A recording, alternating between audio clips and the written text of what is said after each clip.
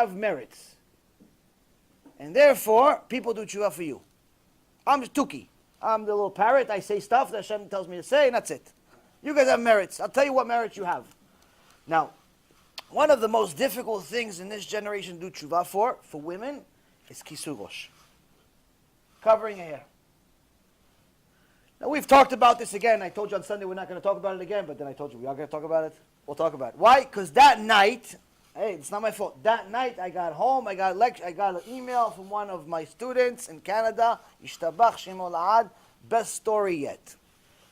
Many people have told me that they've made the change, that they tshuva and so on. I actually even have a keilah of Chabad, by the way. I can't tell you where, because then there's going to be problems. A whole keilah of Chabadnikot, these little Chabadniks, women, everybody put kisui rosh on. Everybody took off the wig. Chabad, that's like Mashiach. You brought the Mashiach. Mamash, you have a whole keilah in the West Coast that the whole Chabad, all the women decided we're going to put kisui rosh on, no more wigs. But this story beats it. In my opinion, you guys can decide. This story beats it. Now, the whole machloket, the debate for years already of whether it's a modest, not modest, we're not going to go into that. We talked about how it's the source of real hair wigs is avodah zarah. It's from India. It's creating avodah zarah. They're doing it as avodah zarah and so on and so forth. We're not going to repeat it because we're running out of time. And we haven't even started the real part of the Mishnah. So,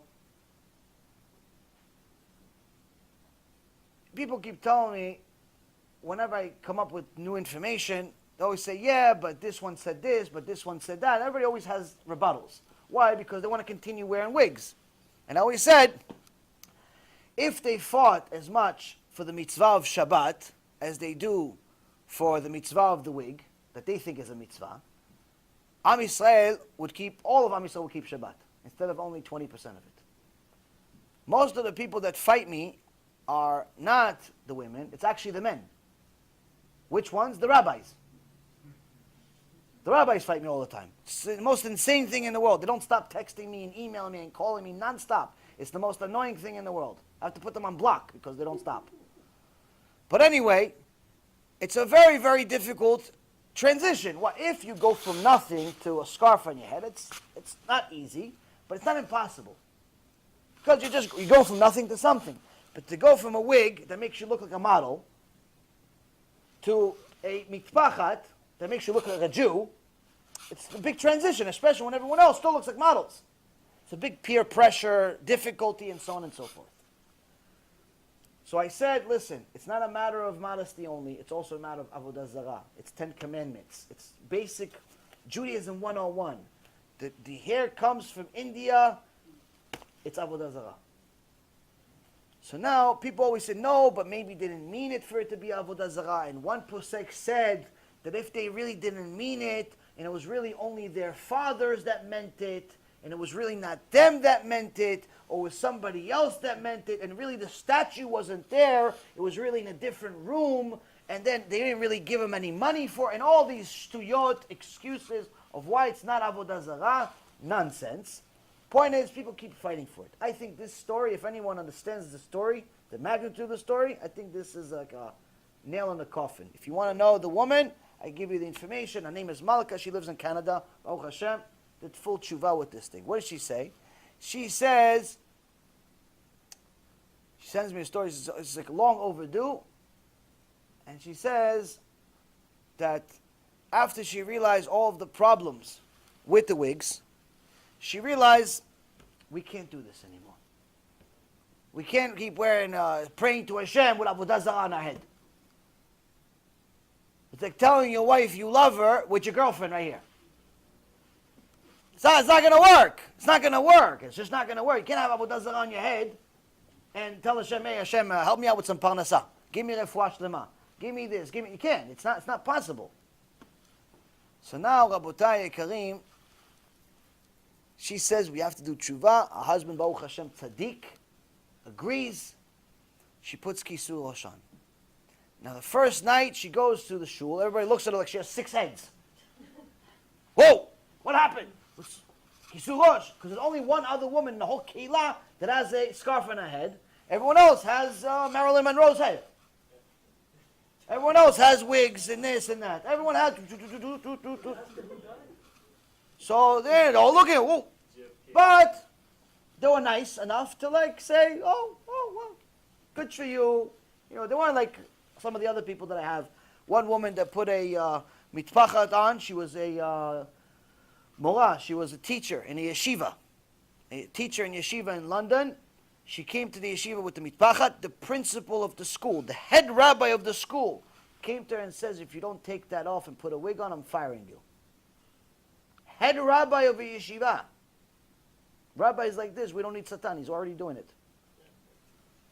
So anyway, Rabotai Karim, she comes to the shul, everyone looks like she has 6 heads, but little by little they cool off, and then some people give even compliments, they're nice enough about it, but still, you never really know.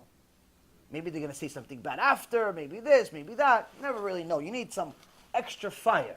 What did I tell you in the beginning of the shul? What did Resh Lakish say? Abali ta'er misayin biyado.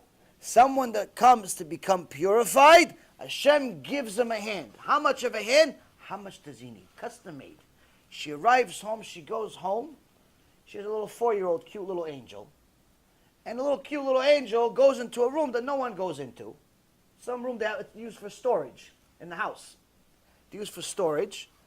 And he comes out with what? A J.C. Penney statue in his hand. He comes out with, why? Where's the statue coming from? She's not Chas v'Shalom Christian. Her husband's not. What happened?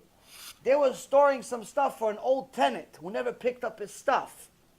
And they said when he picks up his stuff, eventually we'll give it to him. They didn't know. They didn't look through his stuff. It's his stuff. So they just left it in this room that they don't use anyway. Little 4-year-old angel came in there. She sees she has the statue, not only that used to be on her head, used to be in the house. Baruch Hashem, she destroys the statue like she's obligated to do.